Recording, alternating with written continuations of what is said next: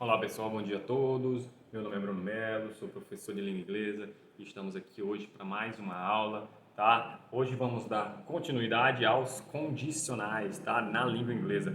Eu já gravei um vídeo anteriormente sobre a primeira condicional, que é a first conditional, tá? Antes da first, nós ainda temos um outro condicional, que seria a zero conditional. Só fazer um resumo breve do que seria essas condicionais, tá? Todas as condicionais na língua inglesa são compostas por duas orações. Nós temos uma condição, if clause, e temos um resultado, main clause, tá? Vamos começar da zero, condicional zero. O que seria ela? A condicional zero é quando o resultado da minha condição for sempre uma verdade, 100% das vezes. Por exemplo, se eu esquentar um cubo de gelo, o que acontece? Obviamente ele vai derreter, né? Então, isso aqui nós temos um exemplo de condicional zero. É quando o resultado da minha condição for sempre uma verdade, um fato universal, uma verdade, tá? Então, if I hit an ice cube, it melts. Tá? Os tempos verbais, tanto da if clause como da main clause, na zero condition, é simple present, tá? Nas duas orações. Agora, na first condition, o que seria? A ideia por trás dela é uma probabilidade, uma possibilidade real no futuro, tá? Por exemplo, se eu estudo, eu passarei. Se eu estudar, né? Se eu estudar, eu passarei. É uma possibilidade real, né? Se eu estudar, a chance de eu passar é muito grande. Então, o tempo verbal na if clause é o simple present, o presente simples, e na main clause é o simple future, o futuro simples, tá? Usando o modal will. If I study, I will pass. Se eu estudar, a possibilidade de eu passar é muito grande, tá? Então, a ideia por trás da first condition é essa, uma probabilidade real no futuro, tá? Enquanto a second conditional é uma probabilidade também, só que ela é irreal. A chance dela acontecer é muito pouca, tá? Ó, às vezes até impossível. Então vamos ver aqui, ó. Como eu já falei, toda condicional no inglês é formada por duas orações, tá? Nós temos a if clause, que é a nossa oração se, e nós temos a main clause, ok? Que é a nossa oração principal. A if clause vai ser sempre a nossa condição, nossa condition, tá?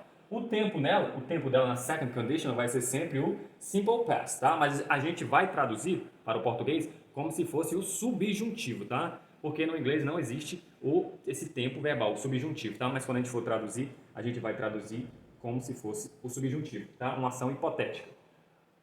A main clause ela vai ser o nosso resultado, sempre vai ser o resultado da nossa condição, tá? O tempo dela tá aqui na second condition, a gente vai usar os modais would ou could, tá? Ó, na grande maioria das vezes vai ser esse modal aqui, ó, would, ok? Vamos ver algum exemplo aqui, ó.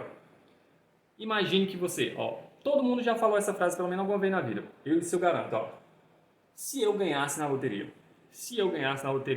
eu compraria uma casa nova, compraria um carro novo, viajaria ao redor do mundo, tal. Todo mundo já fez esse plano alguma vez, já teve esse pensamento, né, ó. Então, ó, é o seguinte, if I won the lottery, ó, se eu ganhasse na loteria, como eu falei, aqui é passado, tá, ó. Nós escrevemos como se fosse o passado simples, mas eu vou ler como se fosse subjuntivo. Não vou falar se eu ganhei, eu vou falar se eu ganhasse, tá? Subjuntivo. Se eu ganhasse na loteria, essa é a minha condição. O resultado seria, ó, particularmente, I would travel around the world. Eu viajaria ao redor do mundo, tá? Qual é a chance que a pessoa tem de ganhar na loteria? Alguém já fez essas contas, esses cálculos? Acredito que seria 1 em 1 milhão, talvez, tá? Muito baixa. A possibilidade é quase zero, tá? Por isso que eu estou falando que a ideia por trás da second condition é essa. Uma probabilidade irreal, quase impossível no futuro, ok? Se eu ganhasse na loteria, ó, estou usando o modal would, que não tem tradução, tá? Esse modal would não tem tradução. O que ele faz? Ele pega o verbo que vem na frente, ó, que aqui é o verbo travel, viajar, e coloca ele naquilo que a gente chamamos de futuro do pretérito, né? Ó, que seria viajaria, tá? Então, toda vez que tiver um verbo na frente desse modal aqui, ó, eu vou conjugar ele como se ele estivesse no futuro do pretérito, que seria aqueles verbos que terminam com ria no final.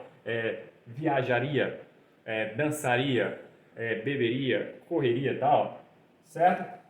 A ideia por trás da condicional second condition é essa, uma probabilidade irreal no futuro, tá? E às vezes é impossível, como o exemplo dessa aqui, ó. If I were you, I would go now. If I were you, I would go now. Se eu fosse você, eu iria agora. O que nós podemos perceber aqui, ó? If I were you, isso aqui soa estranho, seu não? Porque aqui eu estou conjugando simple past, tá? Ó, verbo to be. Vocês aprenderam lá no passado que o verbo to be, para quando o meu sujeito for I, deveria ser was, né? I was. Mas quando eu estou falando de second conditional, existe uma particularidade. Sempre eu vou conjugar todos os sujeitos, tá? Ó, com a conjugação were. Ó, para todos os sujeitos. I, you, he, she, it, we, you e they.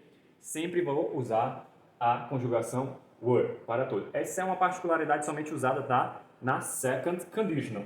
Se eu fosse você, subjuntivo, uma hipótese, o que eu faria?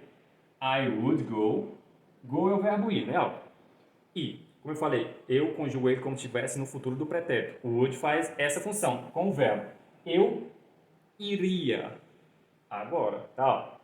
Se eu fosse você, não existe essa possibilidade de eu ser você, tá? Então isso aqui é uma impossibilidade, uma improbabilidade. Não tem como. Se eu fosse você, eu iria agora, certo?